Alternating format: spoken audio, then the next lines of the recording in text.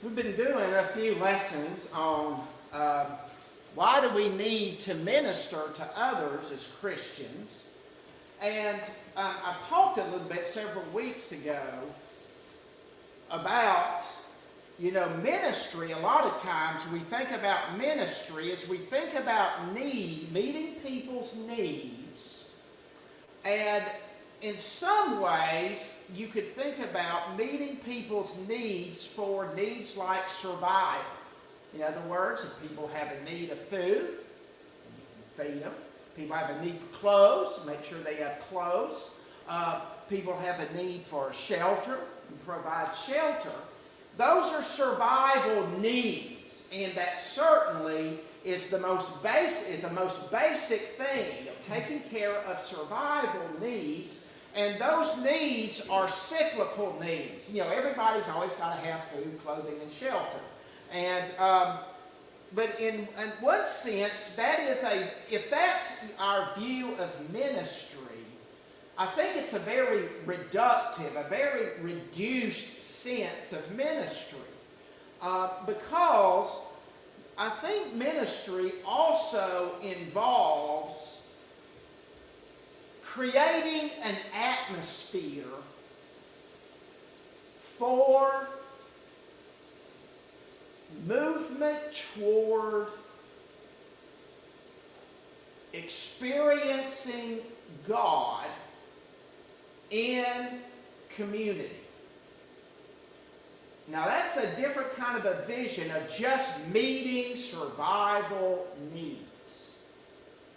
And if we have a vision of ministry as creating an atmosphere for people fellowshipping with God in a community, that involves so much more things. Now, we've all heard of, if we pay any attention to the news or anything, people talk a lot about social justice.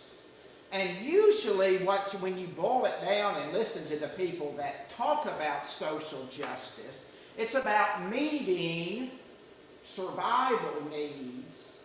But a lot of times, the people who advocate for social justice, they're talking about it, advocating it for one particular group. And coincidentally, it just turns out it's the group that person's part of. We want social justice for my group. Well, you certainly could say, well, you do need survival needs. But the thing is, just meeting survival needs or raising the dignity of one group, inevitably, one group is going to come in competition with another group. And there's going to be conflict because if you live in a realm of limited resources, there's going to be competition.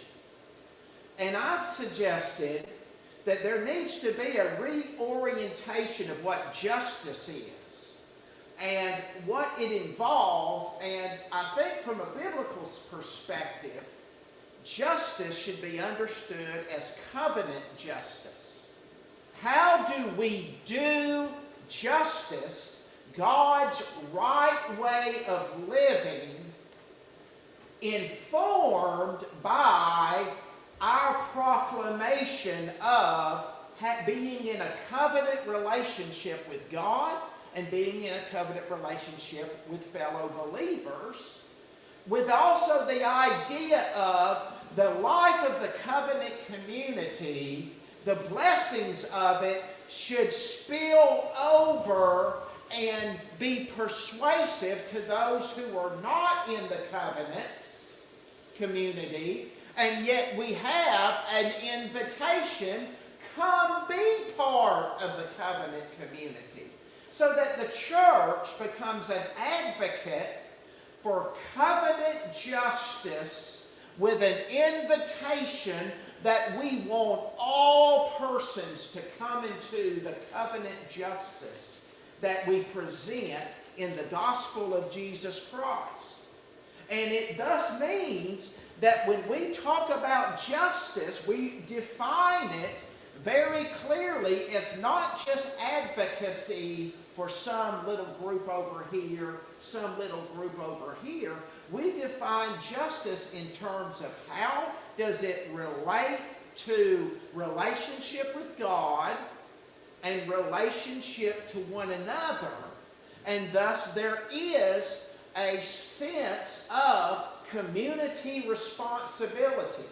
An example of biblical covenant justice being done for the poor in ancient Israel. Do you know how the poor were dealt with in ancient Israel? Of how they were cared for? Well, you of course would have collections of alms. There would be in the tabernacle and in the temple, there would be an offering box that people would come and put their offerings in to help take care of the poor, take care of the needs of the community. They also had in their social justice of the covenant community, and since it was primarily agrarian, primarily agriculture oriented, when you harvested your field, what did you do with the corners of the field? You left them unharvested. Why did you leave the corners of the field unharvested? So that the poor could go and harvest them.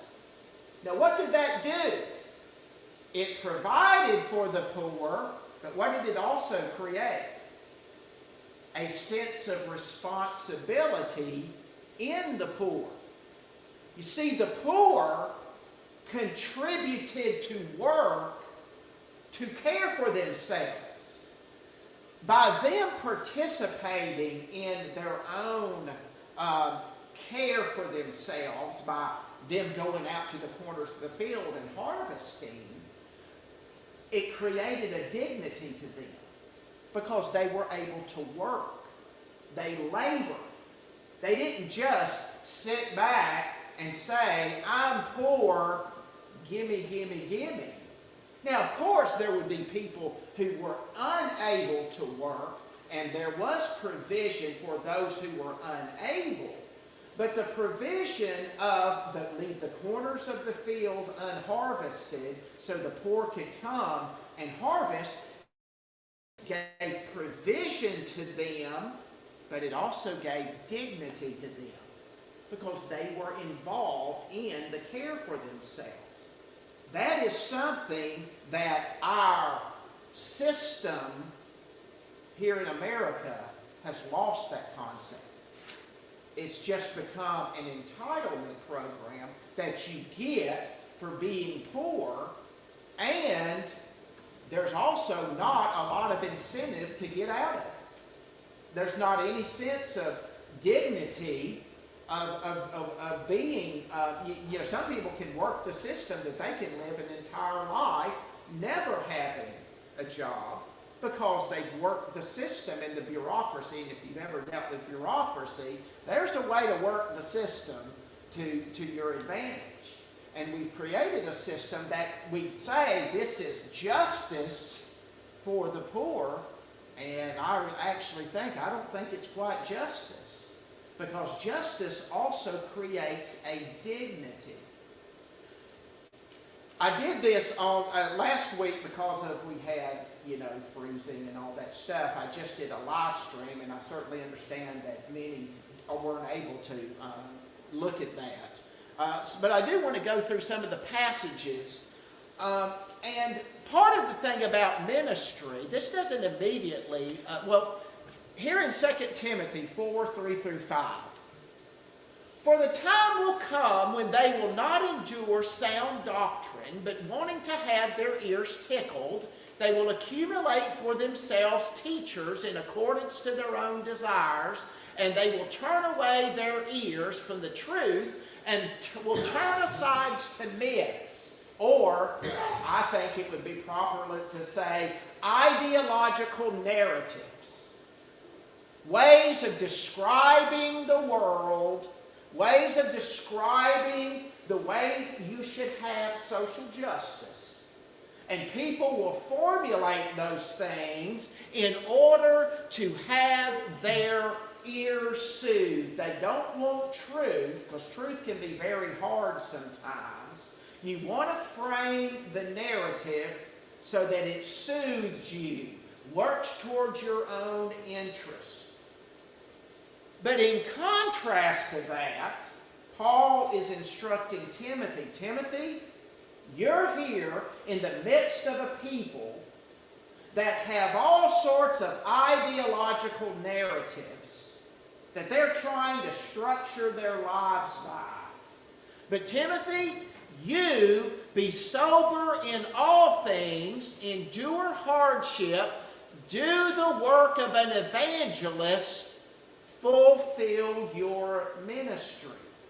Now, I also suggested a lot of times when we think of evangelists, and I do understand, evangelists and evangelism, sometimes we emphasize it in terms of summarizing the gospel in such a way to promote the conversion of people to Christ. In other words, they begin to be Christian. They begin to follow Christ. And that certainly is part and an important aspect of evangelism.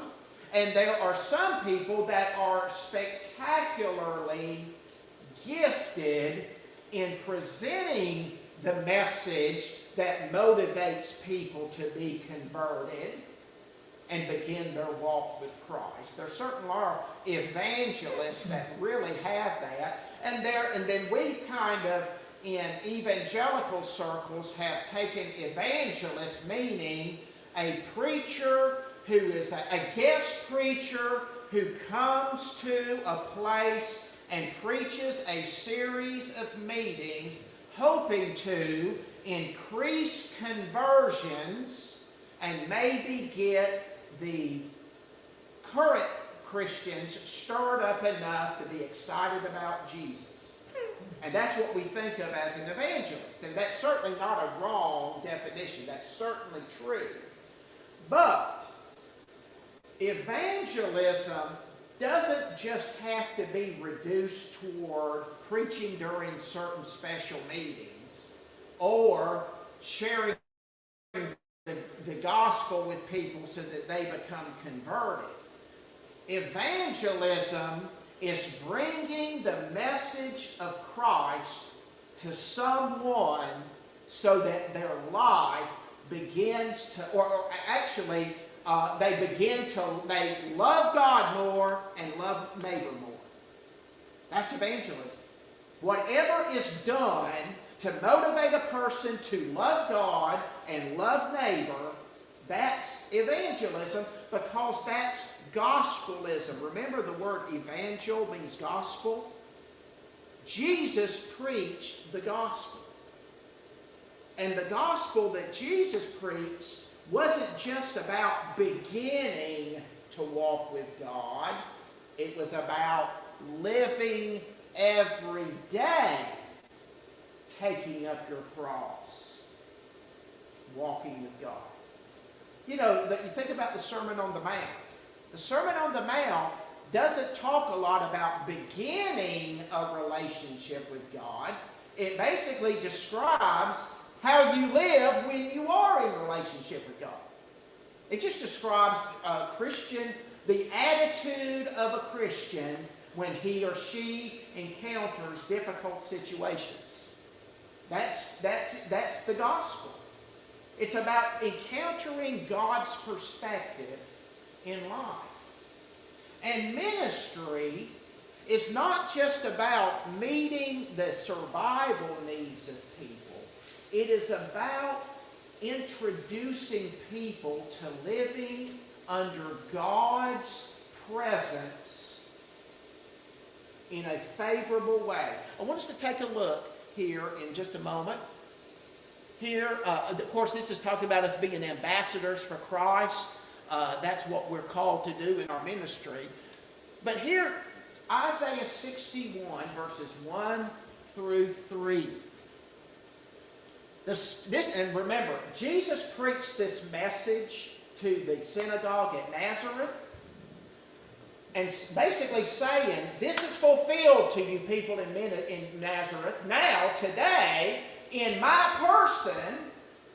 And now he continued after that to gather disciples. And then when he ascended to heaven, he commissioned his disciples to preach this kind of a gospel, to do this kind of thing.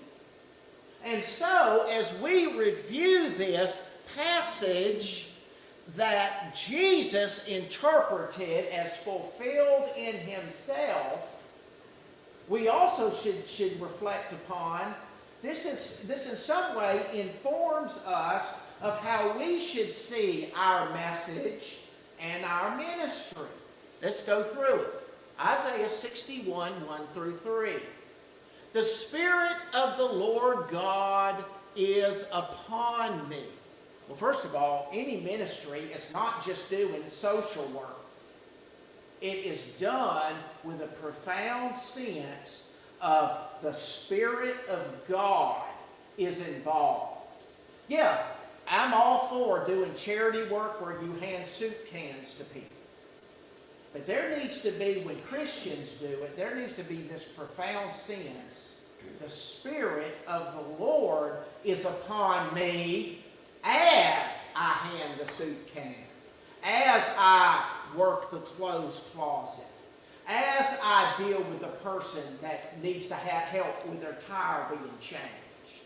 We see this ministry to people's immediate temporal needs as something that comes from the Spirit of the Lord. And that's a transforming sense between this social justice, which some people, what they do has got nothing to do with the Spirit of God, and those who meet needs of people being filled and empowered by the Spirit of God.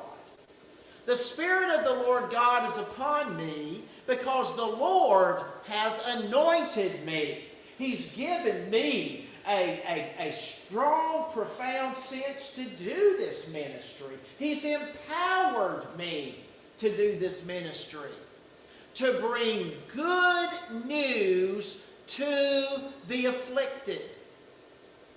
Good news is not only good news of you're going to no longer be afflicted, but it's also the good news that God's going to be present with you. You know, I certainly want, I would like, whatever condition I have, whether it's just a temporary condition, I would be thrilled that, I told the pharmacist, I said, I want that pill that cures everything. Go ahead and order it for me, and so I can get that and I'll be cured. I would want that cure, and that would be good news. It's come in, you're going to be cured, whatever you've got. But good news to the afflicted is also not only you're going to be cured, God's going to fellowship with you. That's good news to the afflicted. And I would say even if there's no news you're going to be cured, that God's going to fellowship with you. That's good news to the afflicted. And that's one of the things that ministry does. It gives gospel news, good news, that this isn't just about curing sickness conditions, although I'm all for that. But it's a good news that's about God's presence in the lives of the afflicted. He's upon me to bring good news to the afflicted. He sent me to bind up the brokenhearted. And part of the idea of binding up, is a physical act of bandaging, of dealing with things that are broken, things that need to be bandaged and all. But being brokenhearted is not just being physically afflicted. Brokenhearted has to do with the inner person. And part of the healing presence of ministry is also not only of dealing with survival physical needs, but it's dealing with what a real person is. Because we are more than just animals that need a vet. We are human beings that need love of God, and we also need love from people around us. And part of ministry involves, and a lot of it is because a lot of us can't cure the actual ailments. We can't solve the problems. We're limited. But we can be there for the brokenhearted to minister what we can minister. If that's even just prayer and holding a hand, giving a hug, bringing a small meal. Just sometimes even a nod of affirmation. I'm with you. Even just a fist bump sometimes binds up the brokenhearted. It's about touching and making a person feel significant, that somebody else in the world cares for them. The Spirit of the Lord's upon me because the Lord's anointed me to bring good news to the afflicted. He sent me to bind up the brokenhearted, to proclaim liberty to captives and freedom to prisoners. You know, now there was in the ancient world a lot of unjust imprisonment. And I certainly do affirm there needs to be justice in properly imprisoning those who need to be imprisoning and properly freeing those who've been unjustly imprisoned. But I guarantee you, as high as the prison population is in our country, and it is high, and some of them actually are innocent, many of them are guilty. Don't get me wrong, I certainly believe in the guilt and the need for imprisonment and maybe imprison more people for a longer time. But having said that, with a high prisoner population, there are even more people that are imprisoned in their own hearts and minds. And that's a much larger prison population. You people may be walking around free when it comes to government in prisons, but they are imprisoned to their own addictions. They are imprisoned to their own thoughts, to their own despair, to their own delusion, to their own difficulties, to their own emotions. They are prisoners in relationships and all these sorts of things. And ministry, so-called social justice, cannot free a person from the prison of their mind, the prison of their heart. Only the gospel of Jesus Christ can proclaim liberty to those prisoners. And part of ministry is creating an atmosphere of hopefulness for, as it notes in where that notation of verse 2, to proclaim the favorable year of the Lord. Ministry creates an atmosphere of a favorable year, of hopefulness, that you can experience God's grace and favor of blessing as you come into His covenant. That's the ministry of the church. Not just meeting temporary survival needs, but creating a sense we live in an atmosphere of blessing because we have experienced God's presence with us that binds up our wounds, not only physically, but most especially mentally and emotionally, relationally. We experience the fellowship of God as we also experience the fellowship of the covenant community. And it's this atmosphere of a favorable year of the Lord, this atmosphere that we live in a blessed age rather than a cursed age of darkness. That's what ministry looks to offer to people. And it's beyond just meeting of temporary survival needs.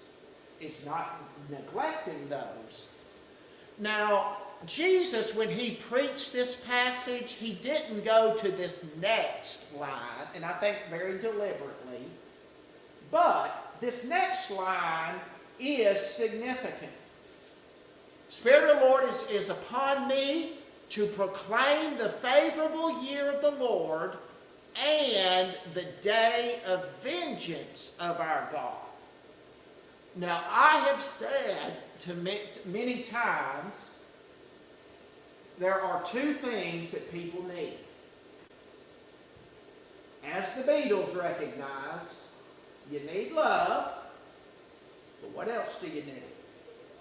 A strong sense of justice. People become very, very disturbed if there's no sense of justice. One of the things those families up in Idaho need from the murder of those young people, they want to see justice done upon the man who murdered them, and I want the proper man. I hope they got the guy that did it, and I want it to be properly settled because those families need some semblance and restoration of justice. That is a human need, and you can't function well unless you believe that justice is real for those who've done evil. That God has paid attention, and evil will be dealt with in some way.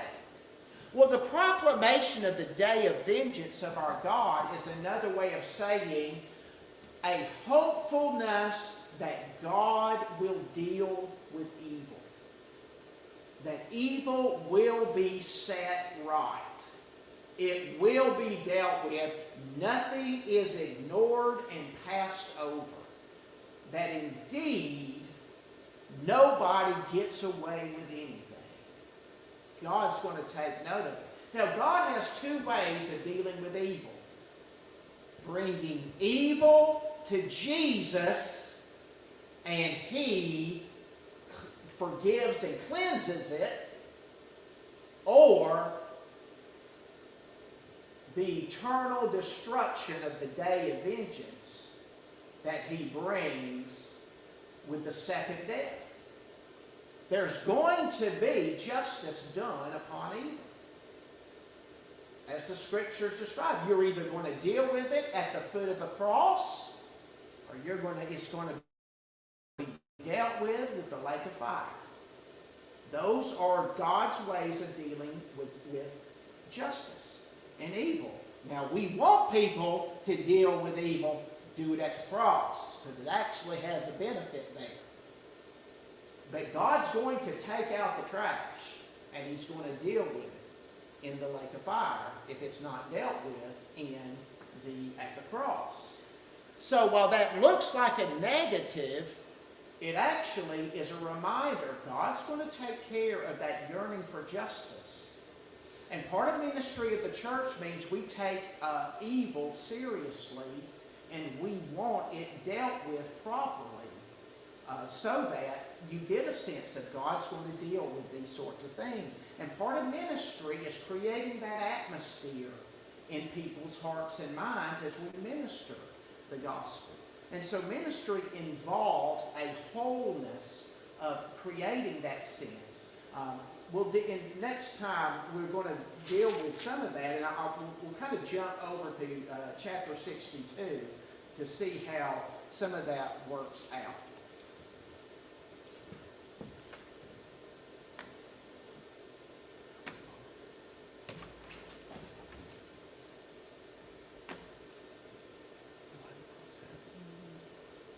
What in particular